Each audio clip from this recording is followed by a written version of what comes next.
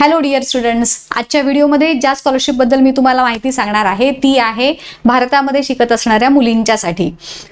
Google तुम्हाला सगळ्यांना माहितीच आहे, गुगल मार्फत दिली जाणारी ही स्कॉलरशिप आहे. या स्कॉलरशिप अंतर्गत मुलींना मिळू शकते 2 लाख रुपयापर्यंतची, ॲक्च्युली $2,500 असं आहे. मग त्याची किंमत तुम्हाला पण माहिती आहे बदलत असते, 2 लाखापासून 2.5 लाखापर्यंत ही स्कॉलरशिप तुम्हाला मिळू शकते दरवर्षी. आता ही स्कॉलरशिप कोणासाठी आहे तर मुलींच्यासाठी आहेच, परंतु ज्या मुली CS आणि IT या फील्डमध्ये एज्युकेशन घेत आहेत, म्हणजे आता शिकत आहेत, त्या मुलींच्यासाठीची ही असणारी स्कॉलरशिप आहे. अप्लाय कसा करायचा आणि सगळी डिटेल माहिती मी आजच्या व्हिडिओमध्ये तुम्हाला सांगणार आहे. सो व्हिडिओ शेवटपर्यंत व्यवस्थित बघून घ्या, समजून घ्या मी काय काय सांगत आहे ते, आणि ज्या मुली ह्याच्यासाठी इलिजिबल असतील त्यांच्यापर्यंत ही जी माहिती आहे ती पोहोचवायला विसरू नका. सो ह्या स्कॉलरशिप बद्दल मी जे बोलत आहे त्याचं नाव आहे जनरेशन गुगल स्कॉलरशिप 2026 साठीची. गुगल मार्फत दिली जाणारी आणि एशिया पॅसिफिक रिजन म्हणजे स्पेसिफिकली आशियातल्या म्हणजेच आपल्या भारतामधल्या मुली सुद्धा याच्यासाठी इलिजिबल आहेत.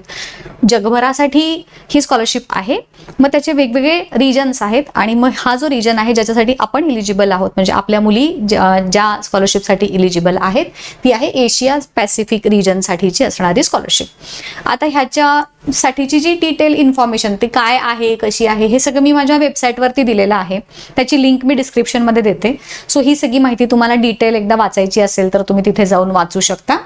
आता ह्याचे मुख्य फायदे मी डिरेक्टली सांगते की प्रत्येक जे निवड होणार आहे तुमची, ते निवड झालेल्या प्रत्येक विद्यार्थिनीला $2,500 आर्थिक मदत ही मिळते.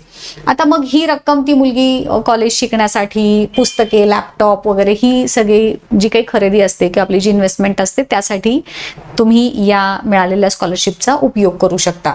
आणि तसंच ह्याच्यात अजून एक महत्त्वाचा पॉईंट काय दिलेला आहे की गुगलच्या तज्ज्ञांशी संवाद साधण्याची देखील तुम्हाला ह्याच्याद्वारे संधी मिळत आहे. आता ह्याच्यामध्ये पात्रतेचे निकष जे महत्त्वाचा पॉईंट आहे तो बघून घ्या पहिल्यांदा, की महिला विद्यार्थिनींच्यासाठीची ही स्कॉलरशिप आहे. गुगलची अजून एक स्कॉलरशिप आहे की जी मुलांसाठी देखील आहे, ती मी अपलोड केलेली नाही आहे आपल्या चॅनलवरती, पण त्याची माहिती जर तुम्हाला हवी असेल तर मला सांगा कमेंट करून, मी तीही तुमच्यापर्यंत पोहोचवते लवकरात लवकर. मान्यता प्राप्त विद्यापीठातून कॉम्प्युटर सायन्स, कॉम्प्युटर इंजिनिअरिंग म्हणजे जे IT आणि CS हे जे 2 कोर्सेस आहेत याच्याशी किंवा ह्याच्याशी संबंधित कोर्सेसमध्ये फुल टाइम बॅचलर डिग्री ती मुलगी घेत असली पाहिजे. अकॅडमिक इयर म्हणजे अप्लाय करत असताना ती सेकंड इयर किंवा तृतीय वर्ष म्हणजे थर्ड इयरमध्ये असली पाहिजे. फर्स्ट इयरमध्ये जर तुम्ही असाल तर तुम्ही ह्याला अप्लाय करू शकत नाही, सेकंड किंवा थर्ड इयरमध्ये असलं पाहिजे. ठीक आहे. आवश्यक कागदपत्रे ह्याच्यासाठी जी लागणार आहेत ती तुमचे अपडेटेड रेझ्युमे हवेत की ज्याच्यामध्ये तुमचे तांत्रिक प्रोजेक्ट्स आणि सहभाग, मग तुम्ही कोणते कोणते प्रोजेक्ट्स केलेले आहेत ह्या फील्डमध्ये त्याच्याशी रिलेटेड माहिती तुम्ही त्याच्यामध्ये अपलोड केलेली असली पाहिजे. आणि तुमच्या कॉलेजचे मार्कलिस्ट जे आहे ते. तुम्हाला निबंध पण लिहायचा आहे ह्याच्यासाठी. गुगलने विचारलेल्या विषयांवर जसं की लीडरशिप, तंत्रज्ञानातील आवड आणि उद्दिष्टे वगैरे ह्याच्यासाठी संक्षिप्त निबंध लिहावे लागतात. आणि त्याच्यासाठी गुगलची ऑब्व्हियसली मदत घेऊन चालणार नाही, कारण गुगलच तुमचं जे आहे ते व्हेरिफिकेशन करणार आहे. सो हे माइंडमध्ये ठेवा. आणि मग शिफारस पत्र, लेटर ऑफ रेकमेंडेशन, तुमच्या प्राध्यापकांचे किंवा मेंटरचे रेकमेंडेशन लेटर्स हे तुम्हाला लागू शकतात. निवड प्रक्रिया कशी असते तर गुणवत्तेवरती आधारित असते.